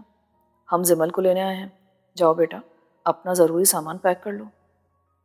غلام عباس کے کہنے پر وحید اور اس کی بیوی نے پریشانی سے ایک دوسرے کو پھر غلام عباس کو دیکھا۔ زمل آپ کے ساتھ کیوں جائے گی؟ اس کی ماں نے اس کی ذمہ داری ہمیں دی ہے۔ اس کی ماں سے پوچھ کر ہی آئے ہیں، ویسے بھی میں اس کا تایا ہوں، باپ کی جگہ اس کا سرپرست۔ اچھا؟ وحید کی بیوی استہزائیہ مسکراتی آگے آئی۔ یہ سرپرست تب کہا تھا جب اسے اور اس کی ماں کو ضرورت تھی۔ اس کے باپ کے مرنے کے بعد سارے سرپرستوں نے منہ پھیر لیا تھا۔ آج جب وہ سونے کا انڈا دینے والی مرغی بن گئی تو… غلام عباس کے ساتھ شاہانہ نے بھی الجھ کر اسے دیکھا جبکہ ان کے گرد زمل کی گرفت مزید سخت ہوئی۔ چپ کرو احمق عورت! وحید نے غصے سے اس کا بازو جھپٹ کر اسے پیچھے کیا۔ زمل ہماری ذمہ داری نہیں، ہماری بیٹی کی طرح ہے، اور فنانہ نے ہمیں پورا اختیار دیا ہے اس کی زندگی کا فیصلہ کرنے کا، اور اتنے سال ہم نے اسے پالا پوسا، پڑھایا، ہمارا اس پر پورا حق بنتا ہے، اس لیے ہم نے اس کا رشتہ طے کر دیا ہے۔ 3 مہینے بعد اس کی شادی ہے۔ دماغ خراب ہے تمہارا؟ تمہاری ہمت کیسے اس کا رشتہ طے کرنے کی؟ کیا تم جانتے نہیں وہ ہماری ہونے والی بہو ہے؟ بہو ہوتی تو ساتھ رکھتے، اتنے سالوں پتہ نہیں کہاں تھے، اب آ گئے بڑے سرپرست بن کے۔ وحید کی بیوی منہ ٹیڑھا کر کے بولی۔ وہ کچھ زیادہ بدتمیز عورت تھی۔ غلام عباس کو ایسا لہجہ سننے کی عادت نہ تھی۔ ان کا بس نہیں چل رہا تھا وہ اس عورت کا منہ توڑ کر اس کے ہاتھ میں دے دیں۔ کون روکے گا ہمیں؟ غلام عباس کی سرد آواز گونجی تو وحید کے ساتھ اس کی بیوی بھی تھوڑا گھبرا کر انہیں دیکھنے لگے۔ عباس بھائی، آرام سے بیٹھ کر بات کرتے ہیں۔ میں زمل کا دشمن نہیں، میری بھانجی ہے، بیٹی کی طرح ہے۔ بازل رانا اس علاقے کا بہت بڑا آدمی ہے، وہ بڑی چاہت سے رشتہ مانگنے آیا تھا۔ لاکھوں کا حق مہر، بنگلہ، زیور وہ حق مہر میں دے رہا ہے۔ اور کیا چاہیے ایک لڑکی کو؟ تمہیں کتنا دے رہے ہیں؟ اس کے کہنے پر غلام عباس نے کرختگی سے کہا تو وہ نظریں چرانے لگا۔ غلام عباس استہزائیہ مسکرائے۔ ایسے ہی فائدے کے لیے تم نے اپنی بہن کا بھی سودا کیا تھا، لیکن زمل کے ساتھ ایسا نہیں ہوگا۔ وہ لاکھوں کا حق مہر دے رہا ہے، میں زمل کا کروڑوں کا حق مہر لکھواؤں گا۔ زمل میری بیٹی ہے اور میری ہی رہے گی۔ چلو زمل، سامان لے آؤ اپنا۔ یہ نہیں جائے گی عباس صاحب۔ وحید زمل کی طرف بڑھا تو وہ مزید شاہانہ کے ساتھ چمٹ گئی۔ پھپھو، مجھے یہاں سے لے جائیں، مجھے یہاں چھوڑ کر مت جانا۔ اس کے کہنے پر غلام عباس نے چونک کر دیکھا، جبکہ وحید اور اس کی بیوی نے خوںخوار نظروں سے اسے گھورا۔ تم ہمارے ساتھ جاؤ گی؟ بے فکر رہو میری جان۔ شاہانہ نے اس کے گرد اپنا حصار مزید سخت کر لیا اور کھا جانے والی نظروں سے سامنے کھڑے میاں بیوی کو گھورا۔ زمل کو ہاتھ بھی مت لگانا وحید، ورنہ کتے کی طرح گھسیٹ کر ماروں گا۔ آپ امیر ہوں گے تو اپنے گھر میں ہوں گے، یہ ہمارا علاقہ ہے، میں ابھی بازل صاحب کو فون کرتا ہوں۔ غلام عباس نے آگے بڑھ کر اس کے منہ پہ مکہ جڑ دیا۔ وہ کرا کر زمین پر گرا۔ غفور! ان کے زور سے آواز دینے پر ان کے ساتھ آئے 3 گارڈز فوراً اندر آئے۔ اس آدمی کی زبان بہت چل رہی ہے، ذرا اچھی طرح لگام ڈال دو اسے۔ ان کے کہنے کی دیر تھی کہ وہ اسے گھسیٹتے ہوئے باہر لے گئے۔ اس کے پیچھے چیختی چلاتی اس کی بیوی بھی تھی۔ چلو، میں پیکنگ میں تمہاری ہیلپ کرواتی ہوں۔ 15 منٹ بعد جب وہ باہر آئی تو وحید زخمی حالت میں کرسی پر بیٹھا تھا، جبکہ اس کی روتی ہوئی بیوی اس کے ساتھ بیٹھی تھی۔ تمہیں زندہ اور چلنے کے قابل اس لیے چھوڑ کر جا رہا ہوں کیونکہ تم نے ہماری بہو کو اتنے عرصے اپنے گھر میں رکھا، کھلایا پلایا۔ انہوں نے بہو پر زور دے کر کہا، زمل اور فرحانہ کی وجہ سے تمہارا لحاظ کیا ہے، ورنہ بہن بیٹیوں کا سودا کرنے والے لوگ زندہ رہنے کے قابل نہیں ہوتے۔ انہوں نے شاہانہ اور زمل کو آگے چلنے کا اشارہ کیا۔ جس طرح آتے ہوئے گاڑی میں مکمل خاموشی تھی، جاتے ہوئے بھی ویسی خاموشی تھی۔ بس فرق یہ تھا کہ اب کی بار شاہانہ کی سوچوں کا مرکز ماضی کی یادیں نہیں بلکہ اپنے پہلو سے لگا وجود تھا۔ خوبصورتی ان کے خاندان کی پہچان تھی، عورتوں سے لے کر مرد تک اپنی مثال آپ تھے، لیکن زمل کے چہرے پر حسن کے ساتھ معصومیت اتنی زیادہ تھی کہ دیکھنے والا حیران رہ جائے۔ انہیں جانے کیوں حارث کے فیصلے پر افسوس ہوا۔ اس نے دیکھے بنا ایک ہیرے کو ٹھکرا دیا تھا۔ وہ جانتی تھی اگر عباس بھائی ضدی ہیں تو حارث بھی انہی کا بیٹا ہے۔ وہ باپ بیٹے کی ضد میں اس معصوم کی زندگی برباد نہیں کر سکتی تھی۔ انہوں نے سوچ لیا تھا وہ اسے اپنے ساتھ رکھیں گی، بلکہ اپنے ساتھ کینیڈا لے جائیں گی۔ اس کا حق تھا کہ اسے چاہا جائے۔ اگر عباس بھائی نے زبردستی اسے حارث کے پلے باندھنے کی کوشش کی تو وہ ایسا نہیں ہونے دیں گی۔ ان کی شہزادی کے لیے ضرور ایک شہزادہ ہوگا جو اسے سر پر بٹھائے گا، اسے اتنی عزت محبت دے گا کہ وہ اپنا دکھ بھول جائے گی۔ انہوں نے پیار سے اس کے گرد اپنے بازو کا گھیرا مضبوط کیا، اس کے سر کو چوما۔ وہ سوچ چکی تھی کہ وہ اسے کینیڈا لے جائیں گی۔ اس سوچ نے جیسے انہیں پرسکون کر دیا تھا۔ اب وہ نہیں جانتی تھی کہ وہ شہزادہ کون ہے، پر یہ یقین تھا کہ وہ ضرور ہوگا۔ لانگ کوٹ پہنے، مفلر کو گردن پر لپیٹے، دونوں ہاتھ کوٹ کی جیبوں میں گھسائے، وہ تیز تیز قدموں سے چلتا اسٹیشن کی طرف بڑھ رہا تھا۔ سردی اس قدر تھی کہ ناک کے ساتھ ساتھ کان بھی سرخ ہو گئے تھے، جبکہ آنکھوں میں مرچیں لگ رہی تھیں۔ اس نے جیب سے ہاتھ نکال کر مفلر کو ناک اور ہونٹوں کے گرد لپیٹ لیا۔ ٹرین آ چکی تھی۔ اس کے قدموں میں مزید تیزی آ گئی اور اگلے ہی منٹ وہ بھاگ کر ٹرین میں سوار ہوا۔ اس کے سوار ہوتے ہی دروازہ بند ہو گیا۔ اس نے بے ساختہ شکر ادا کیا۔ ایک لمحے کی تاخیر اسے لیٹ کروا سکتی تھی۔ اگلی ٹرین آدھے گھنٹے بعد تھی اور ٹرین سے اتر کر بھی اسے 15 منٹ مزید چلنا تھا۔ سیٹ پر بیٹھ کر وہ کھڑکی سے باہر دیکھنے لگا۔ روز کے وہی مخصوص نظارے، وہی عمارتیں، وہی سڑکیں۔ وہ بے خیالی میں ہر گزرتے منظر کو دیکھ رہا تھا۔ تبھی اس کے سامنے والی سیٹ پر کوئی آ کر بیٹھا تو اس نے سرسری نظر سامنے ڈالی، لیکن اس پر نظر پڑتے ہی اس کی نظر ایک پل کے لیے ٹھہری تھی۔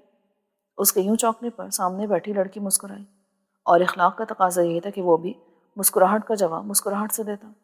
جواباً وہ ہلکا سا مسکرا کر دوبارہ باہر دیکھنے لگا۔ لیکن اب کی بار باہر کے آتے جاتے نظاروں پر اس کا انہماک قابل دید تھا۔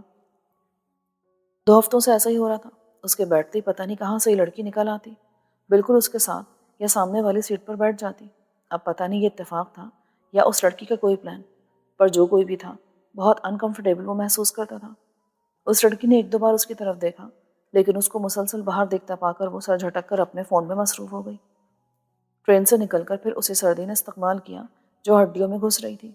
وہ تیز تیز قدموں سے چلتا اپنی منزل کی طرف بڑھنے لگا۔ آفس کی بلڈنگ کے قریب پہنچتے اس نے کلائی پر بندھی گھڑی پر ٹائم دیکھا۔ ابھی آفس ٹائم میں 15 منٹ باقی تھے۔ وہ آفس میں داخل ہونے کی بجائے سامنے بنے کیفے میں آ گیا۔ اپنے لیے ایک کافی اور سینڈوچ کا آرڈر دے کر وہ گلاس ڈور کے پاس کھڑا ہو کر باہر کے سرد موسم کو دیکھنے لگا۔ تبھی اس کا موبائل بجا۔ اس نے چونک کر کوٹ کی پاکٹ میں ہاتھ ڈال کر فون نکالا اور اسکرین پر نمبر نظر آتا دیکھ کر سر کو جنبش دیتے ہوئے موبائل کو آن کیا۔ اس کے ہیلو بولتے ہی دوسری طرف سے وہ شروع ہو گیا۔ کہاں ہو تم؟ ٹائم دیکھا ہے؟ پتہ ہے مجھے، پہنچ گیا ہوں، سامنے کیفے میں ہوں۔ پر وہاں کیا کر رہے ہو؟ گانا لگا ہے، اس پر ناچ رہا ہوں۔ اچھا، واقعی؟ کیا نظارہ ہوگا؟ تو وہیں رک، میں بس ابھی آ رہا ہوں۔ فون بند ہو گیا۔ ضامن نے افسوس سے سر ہلایا اور کاؤنٹر سے سینڈوچ اور کافی کا کپ اٹھا کر باہر دروازے تک آیا۔ جب شیشے کے دروازے کے پار سے اسے فرقان تیز تیز قدموں سے آتا دکھائی دیا۔ اگر پیٹ پوجا کا پروگرام تھا تو مجھے بھی بتا دیتا۔ وہ اسے گھورتے ہوئے کاؤنٹر کی طرف مڑ گیا۔ جب وہ اپنا سینڈوچ اور کافی لے کر آیا تو ضامن اپنا سینڈوچ ختم کر چکا تھا۔ فرقان اس کے قریب آ کر کھڑا ہو گیا۔ وہ بڑے بڑے نوالے لیتا اپنا سینڈوچ ختم کر رہا تھا۔ فرقان، آہستہ کھاؤ، کیا تمہارے پیچھے پڑا ہے کوئی؟ ضامن نے اسے ٹوکا۔ یہی سمجھ لو۔ فرقان نے کہنے کے ساتھ کلائی پر بندھی گھڑی کی طرف اشارہ کیا جہاں 5 منٹ رہ گئے تھے۔ وہ دونوں اپنے کافی کے مگز لیے تیزی سے چلتے ہوئے آفس بلڈنگ میں داخل ہوئے۔ لفٹ میں داخل ہوتے ضامن نے 5th فلور کا بٹن دبایا۔ آج تمہاری پریزنٹیشن تھی؟ فرقان نے اس کا چہرہ دیکھا۔ ہاں یار، اسے بناتے ہوئے رات لیٹ ہو گیا۔ لیٹ سویا تو صبح آنکھ بمشکل کھلی، ناشتہ بھی اسکپ کرنا پڑا، تبھی تو یہاں کر کیا تھا۔ اس نے بچی ہوئی کافی کا لمبا سا سپ لے کر خالی کپ قریب رکھ کے ڈسٹ بن میں پھینکا۔ شام کو کیا پروگرام ہے؟ میرا تو کوئی پروگرام نہیں۔ کیوں، تمہارا کوئی پروگرام ہے کیا؟ ہاں یار، مووی کا موڈ ہو رہا تھا۔ آج تو مشکل ہے یار۔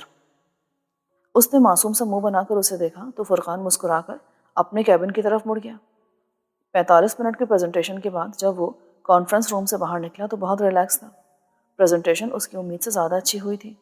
وہ زیر لب گنگناتا ہوا ان کے روم میں داخل ہوا اور اپنی کرسی پر بیٹھتے ہوئے ریلیکس ہو کر سیٹ کی بیک سے ٹیک لگا کر آنکھیں مول لیں۔ لیکن یہ چند لمحوں کا وقفہ تھا۔ موبائل کی بیل بجی تو اس نے آنکھیں کھول کر اسکرین کو دیکھا جہاں علیزہ کا نام جگمگا رہا تھا۔ اس نے مسکرا کر انگلی سے اسکرین کو ٹچ کیا۔ ہیلو، کیسے ہو؟ اور پریزنٹیشن کیسی رہی؟ بہت اچھی۔ او تھینک گاڈ، ورنہ کل تو تم اتنے ٹینس تھے کہ میں بھی ٹینس ہو گئی۔ خیر، اب اس بات پر تو ڈنر بنتا ہے، آپ پلیز کوئی بہانہ مت کرنا۔ وہ واقعی اسے منع کرنے کے لیے کوئی بہانہ سوچ ہی رہا تھا کہ اس کے ٹوکنے اور اتنے درست اندازے پر مسکرا کر بولا، اوکے، شام کو 7 بجے۔ اسے وقت اور جگہ بتا کر فون بند کر دیا اور لیپ ٹاپ آن کر کے اپنے کام میں مصروف ہو گیا۔ گلاس ڈور ناک ہوا تو اس نے اسکرین پر سے نظریں ہٹا کر سامنے دیکھا جہاں فرقان کھڑا تھا۔ ابھی بزی ہو؟ نہیں، بس بند کرا تھا۔ اس نے موبائل اٹھایا، سائڈ پر ہینگ کوٹ اتار کر اپنے بازو پہ رکھا اور فرقان کے ساتھ باہر آ گیا۔ مووی کا کیا پلان ہے؟ اس کے پوچھنے پر فرقان نے اسے گھورا۔ خود ہی تو منع کر دیا تھا۔ ہاں، پر اب میرا موڈ بن گیا ہے۔ واہ علیجا، کیا بات ہے آپ کے موڈ کی؟ یہ ہم جا کہاں رہے ہیں؟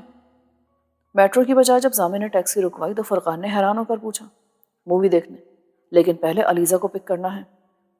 فرقان نے اسے تب کر دیکھا۔ تم نے علیزہ کے ساتھ مووی دیکھنی تھی تو مجھے ساتھ کیوں لے کر جا رہے ہو؟ ضامن کندھے اچکا کر بولا، اس میں اتنا چیخنے والی کیا بات ہے؟ وہ تمہیں کھا تو نہیں جائے گی، دوست ہے ہماری۔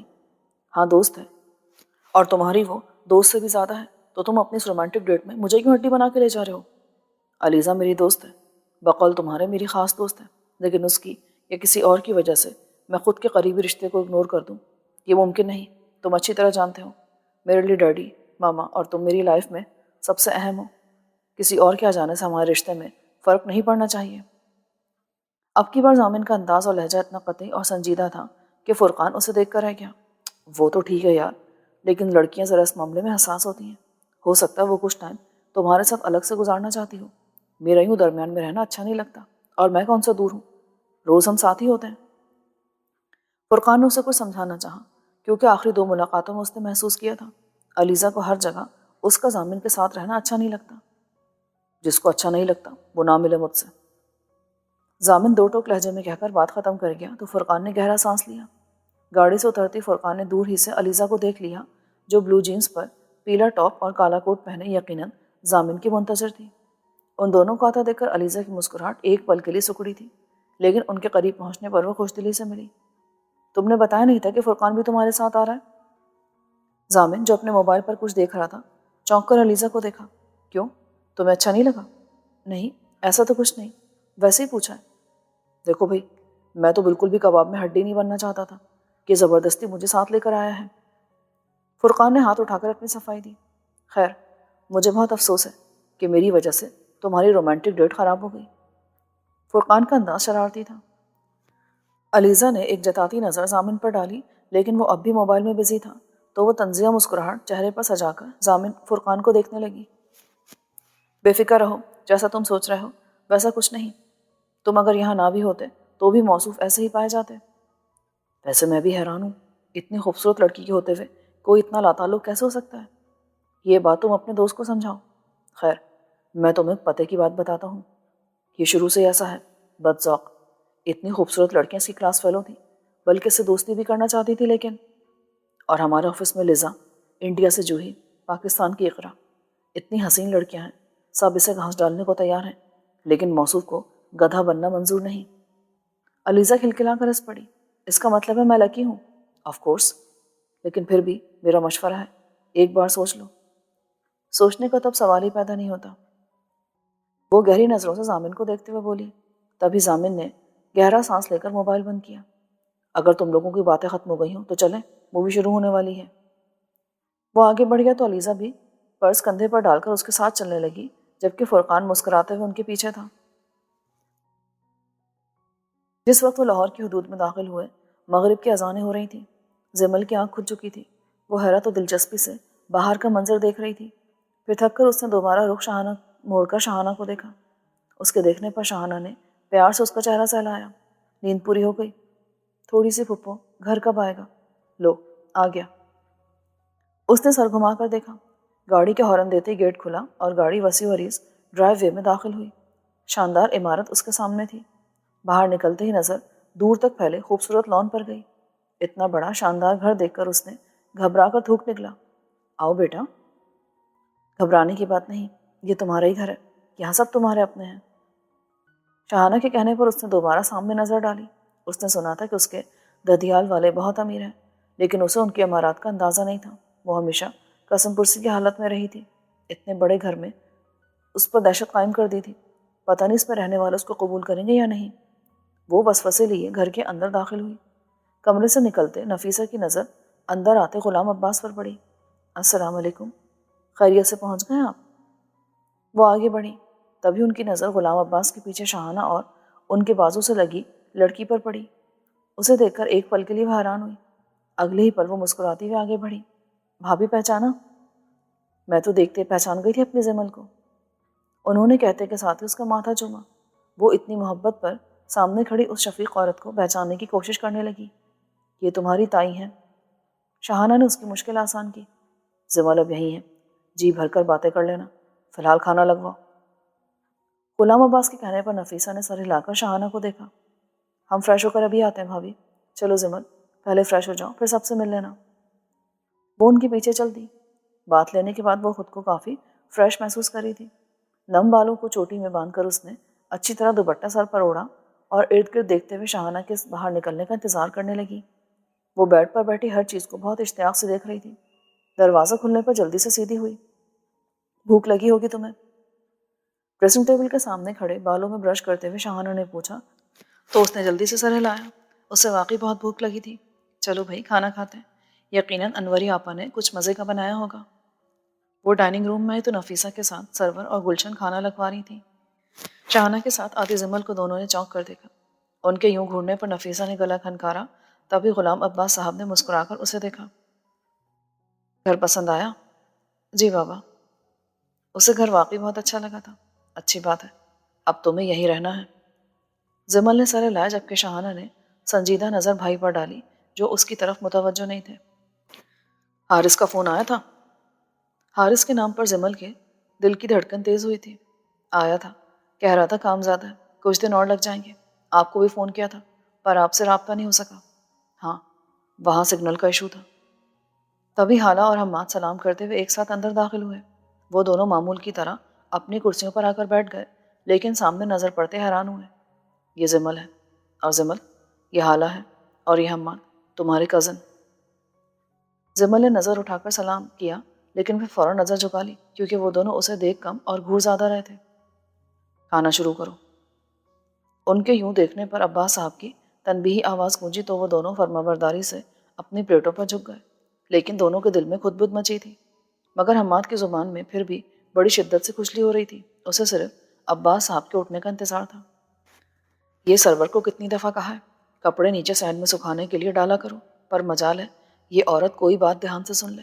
اب اتنی رات کو مجھے 100 سیڑھیاں چڑھ کر آدھا گھنٹہ لگا کر کپڑے اتارنے پڑیں گے۔ انوری بوا ہمیشہ کی طرح دور سے ہی بولتے اندر داخل ہوئی، پھر سب کو اپنی طرف متوجہ دیکھ کر اب روج گئے۔ اب یوں گھور کیا رہے ہو مجھے؟ کچھ غلط کہا میں نے؟ سب پر باری بالی وہ سری نظر ڈالتے ان کی نظر زمل پر گئی تو ٹھہر سی گئی۔ یہ وہ کہتے 2 قدم آگے ہوئی۔ شاہانہ نے حیرت سے ان کا حیران چہرہ دیکھا۔ یہ ایاز کی بیٹی ہے۔ انہوں نے قریب آتے اس کا چہرہ ہاتھوں میں لیا۔ زمل کی آنکھیں اتنی محبت پر بے ساختہ نم ہوئی۔ یہاں آتے ہوئے دل میں 100 طرح کے وسوسے تھے۔ مومانی نے ہمیشہ یہی کہا تھا، اس کے ددیال والے اس سے نفرت کرتے ہیں کیونکہ اس کی ماں نے دوسری شادی کر لی اور وہ کبھی اسے نہیں اپنائیں گے۔ لیکن جب سے وہ ان سب سے ملی تھی حیران ہو رہی تھی۔ نفیسہ، یہ تو بالکل اپنی خالہ کی کاپی ہے، بس 19-20 کا فرق ہے۔ انہوں نے اس کی سبز آنکھیں دیکھنے کے بعد خود ہی 19-20 کی وضاحت کر دی تو حالہ کے ساتھ حماد قہقہ لگا کر ہنس پڑا۔ چلو اچھا ہے نا انوری، تمہارے پاس 2 گڑیاں ہوں گی۔ نفیسہ بھی شرارت سے بولی تو انوری بوا نے ایک نظر حالہ کو دیکھا اور مسکرا کر اس کی طرف بڑھی۔ بے شک وہ بھی میری گڑیا ہے، لیکن میری لاڈو تو یہی ہے۔ انہوں نے حالہ کا ماتھا چوما تو حالہ ان سے لپٹ گئی۔ میری بوا، وہ حماد کو منہ چڑھا کر بولی، فکر مت کرو، تمہارے اکلوتے لاڈلے ہونے کے دن ختم ہو گئے ہیں، تمہاری جوڑی دار آ گئی ہے۔ حماد نے آنکھ سے زمل کی طرف اشارہ کیا جو اشتیاق سے سب کو دیکھ رہی تھی۔ حالہ خود اٹھ کر اس کے قریب آ گئی۔ زمل، کون سی کلاس میں پڑھتی ہو؟ حالہ کے سوال پر وہ گھبرا گئی۔ میں نے FA کے ایگزامز دیے تھے، پاس بھی ہو گئی تھی۔ کون سے کالج سے؟ پرائیویٹ دیے تھے، ماموں نے کہا کالج کی فیس کے پیسے نہیں۔ ساتھ والے گھر میں صفیہ آنٹی کی بیٹی تھی، اس کے پاس جو بکس تھی انہی سے پیپرز دیے تھے۔ وہ نارمل انداز میں بتا رہی تھی پر وہاں سب افسردہ ہو گئے۔ اوہ، یہ تو بہت اچھی بات ہے، اس کا مطلب تم بہت انٹیلیجنٹ ہو۔ اس طرح کالج جائے بغیر ایگزامز دینا واقعی بہت مشکل ہوتا ہے۔ واقعی؟ حالہ کے کہنے پر اس نے نظریں اٹھا کر اشتیاق سے پوچھا۔ ایک دم آنکھوں کے ساتھ اس کا چہرہ بھی جگمگانے لگا۔ پھپھو، یہ تو غضب کی خوبصورت ہے، بھائی کی تو بیٹھے بٹھائے لاٹری نکل آئی۔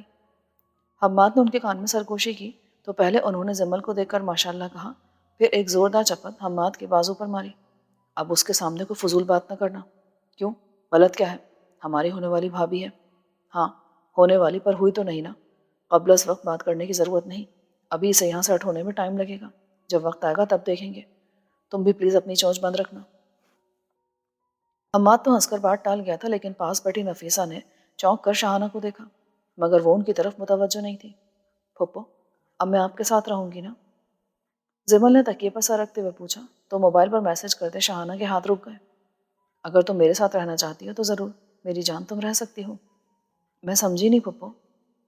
میرا گھر کینیڈا میں ہے، ابھی تمہارے انکل یہاں شفٹ ہونے کا سوچ رہے ہیں، گھر لیا ہے پر ابھی وہاں کچھ کام ہے۔ جب کام مکمل ہو جائے گا، جنید اور بچے آئیں گے تو میں اپنے گھر شفٹ ہو جاؤں گی۔ اور میں؟ وہ بھی تمہارا گھر ہے لیکن تمہارا اصل گھر یہ ہے۔ عباس بھائی کبھی بھی تمہیں میرے ساتھ نہیں جانے دیں گے۔ پھر یہاں سب ہے، تمہاری تائی نفیسہ بہت اچھی ہیں، انور آپا، حالہ، حماد، سب بہت اچھے ہیں۔ انہوں نے حارث کا نام نہیں لیا تھا۔ اور میں بھی آتی رہوں گی، پھر بھی اگر تمہارا دل نہیں لگا تو تمہیں ساتھ لے جاؤں گی، پر میرے بچے ایان اور رجا بہت شرارتی ہیں۔ اب سو جاؤ، میں تمہارے انکل کو فون کر کے آتی ہوں۔ اس نے آنکھیں بند کر لی۔ کتنے عرصے بعد وہ یوں پرسکون ہو کر لیٹی تھی، کوئی ڈر نہیں تھا۔ اسے جو ڈر تھے وہ یہاں آتے ہی بھاگ گئے تھے۔ جس طرح سب لوگوں نے اسے اتنی محبت سے اپنایا تھا، اسے یقین تھا جس کے ساتھ اس کا سب سے قریبی رشتہ ہے وہ بھی اسے اپنی زندگی میں اتنی ہی خوشی سے ویلکم کرے گا۔ اب اسے حارث کا انتظار تھا۔ نیند میں اترنے سے پہلے اس کے ہونٹوں پر مسکراہٹ تھی۔ جب وہ فون سن کر آئیں تو زمل گہری نیند میں تھی۔ وہ مسکراتی ہوئی اس کے ساتھ لیٹ گئی۔ اس کے بال سہلاتے ہوئے وہ بغور اس کا چہرہ دیکھنے لگی۔ وہ واقعی حالہ سے بہت ملتی تھی۔ 19-20 کا فرق تھا۔ انوری آپا کی بات سوچ کر وہ مسکرا دی۔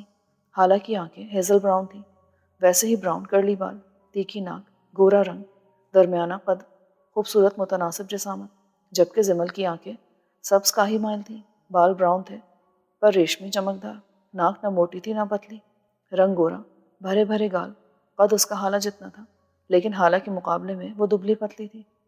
اس کا گال چوم کر وہ سیدھی لیٹ گئی۔ بیٹیاں تو ساری پیاری ہوتی ہیں، بس مقدر خوبصورت ہونے چاہیے۔ وہ ہلکے سے بڑبڑائیں اور آنکھ میں آنے والی نمی صاف کر کے گہرا سانس لے کر آنکھیں بند کر لیں۔ رات شاید کافی سکون سے سوئی تھی، اسی لیے آنکھ دیر سے کھلی۔ اس کی نظر پہلے کمرے پر پڑی تو وہ تیزی سے اٹھی، لیکن پھر ساتھ لیٹی شاہانہ کو دیکھ کر اس نے گہرا سانس لیا۔ نظر سامنے لگی گھڑی پر پڑی جہاں صبح کے 8 بج رہے تھے۔ اس نے افسوس سے سر جھٹکا۔ فجر قضا ہو گئی تھی، بلکہ کل سے روٹین کے ساتھ جیسے ساری زندگی بھی بدل گئی تھی۔ وہ فریش ہو کر باہر آئی تو شاہانہ اب بھی سو رہی تھی۔ وہ باہر آئی تو اسے لگا ابھی سب سو رہے ہوں گے، لیکن اس کے اندازے کے برخلاف سب اٹھے ہوئے تھے۔ اس پر سب سے پہلے نظر غلام عباس کی پڑی۔ آؤ زمل۔ وہ سلام کرتی ان کے سامنے بیٹھ گئی۔ وہ چائے پی رہے تھے اور تیار تھے، شاید کہیں جا رہے تھے۔ حالہ نے آج تمہارے لیے چھٹی کی ہے، اس کے ساتھ سارا دن گزارو، گھر دیکھو، کسی بھی چیز کی ضرورت ہو اپنی تائی سے کہہ سکتی ہو، اور ایک دن آرام کرو۔ اس کے بعد پرسوں حماد کے ساتھ جا کر کالج میں اپنا ایڈمیشن کراؤ۔ سبجیکٹ جو تمہیں پسند ہو، اگر سمجھ نہ آئے تو حالہ یا حماد سے مشورہ کر لینا۔ ایک بات اور۔ انہوں نے اس کی اڑی رنگت دیکھی۔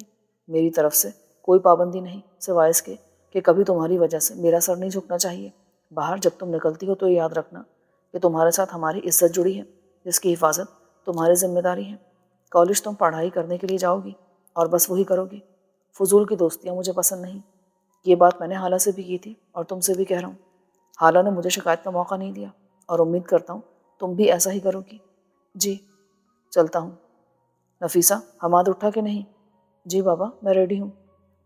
وہ ڈریس پینٹ اور کوٹ میں تیار ان کے سامنے کھڑا تھا۔ ہاں چلو، اور کل زمل کے لیے فارم لے آنا، اور کلاسز شروع ہونے سے پہلے اس کا ایڈمیشن ہونا جانا چاہیے۔ جی بابا۔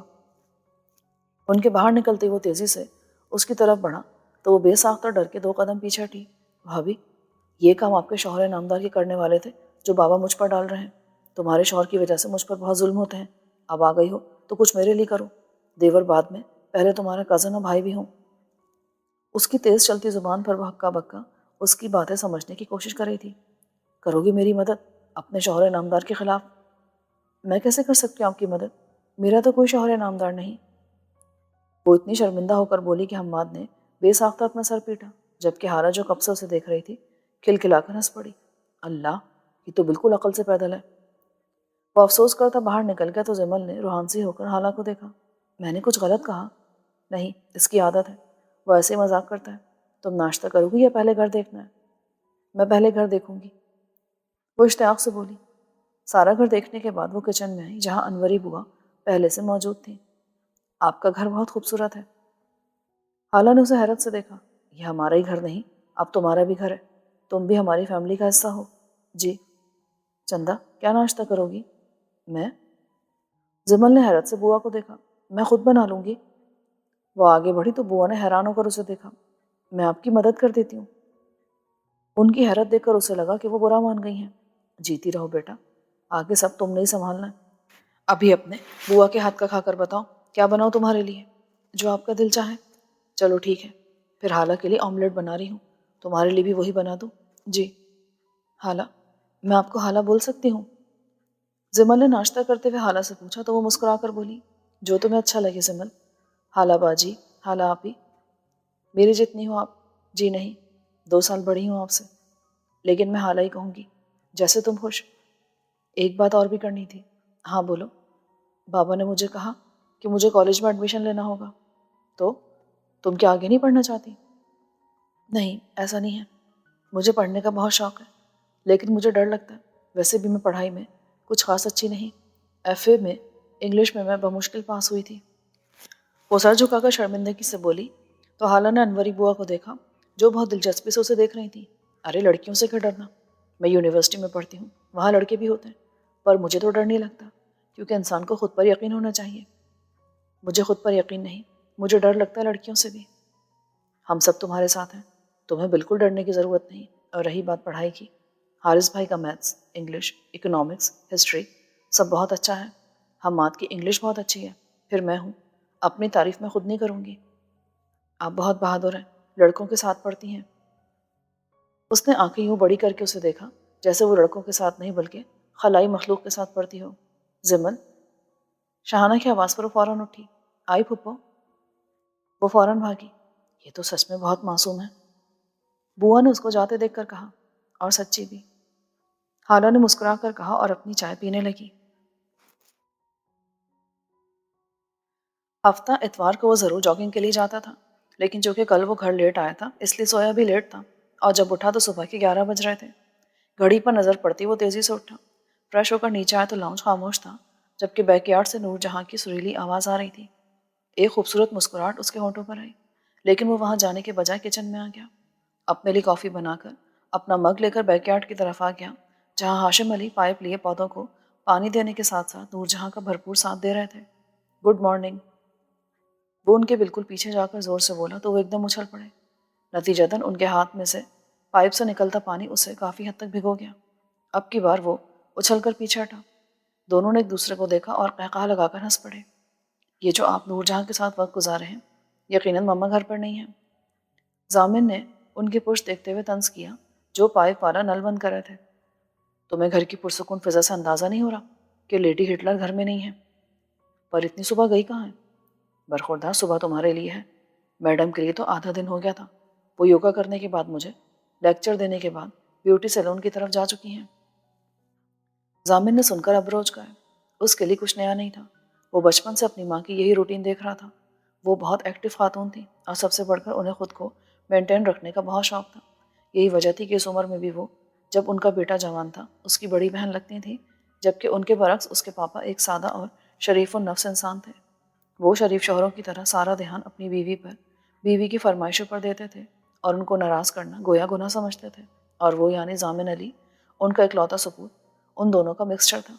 ماں کی طرح خوبصورت تھا، باپ کی طرح سادہ اور شریف تھا، لیکن پھر بھی اسے لگتا تھا کہ وہ مختلف تھے. کیسے؟ یہ وہ ابھی تک خود بھی دریافت نہیں کر پایا تھا. اس کے ماں باپ دونوں تھوڑے تھوڑے ضدی تھے، لیکن وہ اکلوتا ہونے کی وجہ سے دونوں کی ضد ماننے پر مجبور ہو جاتا تھا، کیونکہ ایک طرف ماں ہوتی اور دوسری طرف باپ. وہ دونوں کو خوش رکھنا چاہتا تھا، اسی لیے آج تک اس نے کبھی اپنی مرضی نہیں کی تھی. ہوا نا سیدھا سادہ شریف النفس لڑکا. کیا سوچ رہے ہو؟ ہاشم علی نے اس کی آنکھوں کے سامنے چٹکی بجائی. کچھ نہیں، شام کے لیے کچھ پلان کر رہا ہوں. اس کی ضرورت نہیں ہے، اس کا انتظام تمہاری اماں کر چکی ہے. مطلب؟ پارٹی ہے شام میں، تمہاری چنکی منکی پنکی آنٹی آ رہی ہیں. اوہ گاڈ، ناٹ اگین ڈیڈی. وہ کندھے اچکا کر خود کو بری الذمہ قرار دے گئے. اس نے کافی کا مگ واپس ٹیبل پر رکھ دیا. سارا موڈ غارت ہو گیا تھا. یار اس میں منہ بنانے والی کیا بات ہے؟ تمہاری آنٹیوں کے علاوہ تمہاری ماں کی کچھ دوستیں اور ساتھ ان کی بیٹیاں بھی آ رہی ہیں. انجوائے کرنا. ڈیڈی پلیز، آپ کو پتہ ہے مجھے یہ سب پسند نہیں. پتہ نہیں تم اتنے بدذوق کس پر گئے ہو. مجھے تو لگا اس معاملے میں آپ پر گیا ہوں. غلط فہمی ہے تمہاری برخوردار.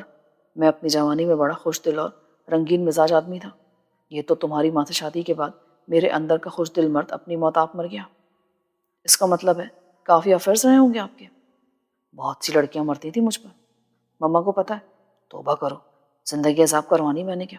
اور تم بھی ماں کے چمچے، منہ بند رکھنا اپنا. خیر میری چھوڑو، میں تو تمہاری ماں سے شادی کر کے پھنس گیا. تم بتاؤ تمہارے کیا ارادے ہیں؟ میرے ارادے تو نیک ہیں. مسکراہٹ سے لگ رہا ہے پسند کرتے ہو کسی کو. اب ایسی بھی کوئی بات نہیں. باپ ہوں بیٹا جی تمہارا. اس نے ایک بار پھر نفی میں سر ہلایا. دیکھو اگر کسی کو پسند نہیں کرتے تو کر لو، اس سے پہلے کہ تمہاری ماں کسی چنکی منکی کے چکر میں پھنسا دے. او پلیز ڈیڈی. وہ بے ساختہ جھوجھری لے کر سیدھا ہو کر بیٹھ گیا. اگر سچ میں تمہیں کو پسند نہیں تو میری نظر میں ایک دو اچھی لڑکیاں ہیں. اچھا، اور کون ہے وہ اچھی لڑکیاں؟ میرے رشتہ دار ہیں پاکستان میں. او پلیز ڈیڈی. آپ کے رشتہ دار مما کو جانتے ہیں نا، طوفان اٹھا دیں گی وہ. اور جہاں تک مما کے رشتہ دار ہیں وہ آپ کو پسند نہیں. مجھے کسی رشتہ دار سے شادی نہیں کرنی، اور پاکستانی لڑکی سے تو سوال ہی پیدا نہیں ہوتا۔ کیوں؟ پاکستانی لڑکی میں کیا پرابلم ہے؟ آپ کو میرے دوست شرجیل کا حال یاد نہیں؟ کتنے شوق سے پاکستانی لڑکی لے کر آیا تھا، 2 ماہ میں ہی بات لڑائی جھگڑوں تک پہنچ گئی، اور 4 ماہ بعد ڈیورس۔ وہاں کی لڑکی یہاں سیٹ نہیں ہو سکتی، نہ ہمارے ماحول کو سمجھ سکتی ہے۔ جہاں ہم کام کرتے ہیں وہاں لڑکے لڑکیاں سب برابر ہیں۔ ہماری دوستی لڑکوں سے بھی ہے اور لڑکیوں سے بھی، جو وہاں کی لڑکیاں سمجھ نہیں سکتی۔ چھوٹے دماغ ہوتے ہیں نا ان کے۔ وہ تنفر سے بولا، ماں والی سوچ کا مظاہرہ نہ کرو، ان کا دماغ چھوٹا نہیں ہوتا، شریف ہوتی ہیں وہاں کی لڑکیاں، اور کوئی بھی بیوی دوسری عورت کو برداشت نہیں کرتی، چاہے وہ دوستی کیوں نہ ہو۔ اور اس کو چھوٹا دماغ نہیں، بیوی کی پوزیسونیس کہتے ہیں، محبت کہتے ہیں اسے۔ اچھی محبت ہے، شک کر کر کے، سوال کر کر کے آدمی کا دماغ ہلا دو۔ اپنی ماں کے بارے میں کیا خیال ہے تمہارا؟ وہ تو یہیں کی پیدائش ہے، لیکن پھر بھی اتنا چھوٹا سا دماغ ہے اس کا۔ گرل فرینڈ تو دور کی بات ہے، وہ تو میرے ماں باپ کو بھی برداشت نہیں کر پائی، وہ بیچارے میرے انتظار میں دنیا سے ہی چلے گئے۔ یہاں کی لڑکیاں می اینڈ مائی فیملی کے فارمولے پر یقین رکھتی ہیں، جس میں صرف شوہر اور بچے شامل ہیں، جبکہ ماں باپ بہن بھائی فیملی کا حصہ نہیں ہوتے۔ جبکہ تم ہماری اکلوتی اولاد ہو۔ ہمیں ایسی لڑکی چاہیے جو گھر کی فضا کو خوشگوار بنائے رکھے، رشتوں کو جوڑ کر رکھے، ساس سسر کو عزت دے، شوہر کو شوہر سمجھ کر عزت دے، نہ کہ ملازم سمجھ کر ٹریٹ کرے، جیسے تمہاری ماں مجھے ٹریٹ کرتی ہے۔ وہ بڑے ہنسمکھ انسان تھے، ہمیشہ ماما کی بدتمیزی کو بھی ہنس کر سہ جاتے تھے، لیکن جب کبھی انہیں اپنے ماں باپ یاد آتے تو وہ تلخ ہو جاتے تھے۔ وہ ان کا درد سمجھتا تھا، تبھی اٹھ کر انہیں گلے لگایا۔ انہوں نے نم آنکھوں کے ساتھ اس کا گال تھپتا پایا۔ ڈیڈ پلیز آپ سیڈ نہ ہو، میں آپ کی پسند سے شادی کروں گا، اور کبھی آپ کو اور مما کو چھوڑ کر نہیں جاؤں گا۔ چل پگلے، رولائے گا کیا؟ ان کے کہنے پر وہ ہنستے ہوئے پیچھے ہوا۔ تمہیں میری اپنی ماں کی چوائس کے درمیان لٹکنے کی ضرورت نہیں۔ زندگی تمہیں گزارنی ہے تو لڑکی بھی تمہاری پسند کی ہونی چاہیے۔ میری پسند کی ہوئی لڑکی تمہاری ماں کو پسند نہیں آئے گی، اور اس کی پسند کی ہوئی لڑکی مجھے۔ پچھلے سال سے یہی ہو رہا ہے، اور اگر اب تم چاہتے ہو کہ آنے والے سالوں میں تم کنوارے نہ رہو تو اپنی پسند بتا دو، کیونکہ تمہاری پسند پر ہم دونوں اتفاق کر لیں گے۔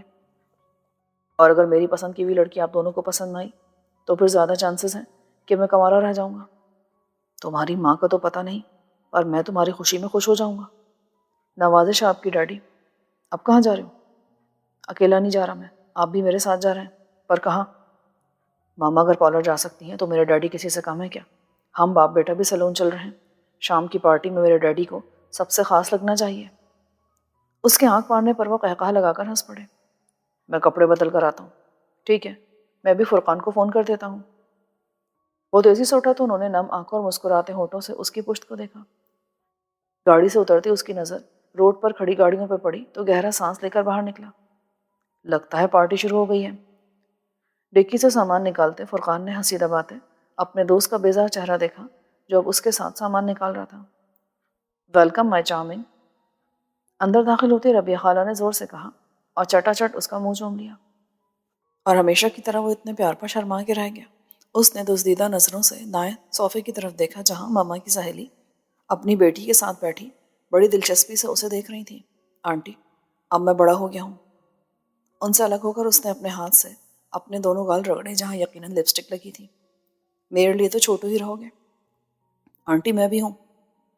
سامان ہاتھ میں پکڑے فرقان بھی آگے آیا۔ چنکی سے جان چھوڑوا کر وہ منکی کی طرف بڑھا۔ ہیلو مشی آنٹی۔ ارے میرا گڈا۔ وہ بھی حسب توقع اس کے گلے لگی اور پیار سے اس کے سلکی بال بگاڑ کے رکھ دیے۔ اس نے صبر کا گھونٹ پی کر ہاتھ میں پکڑا سامان ٹیبل پر رکھا۔ ہیلو برو۔ فری، پنکی منکی خالہ کی چھوٹی بیٹی اس کے سامنے کھڑی تھی۔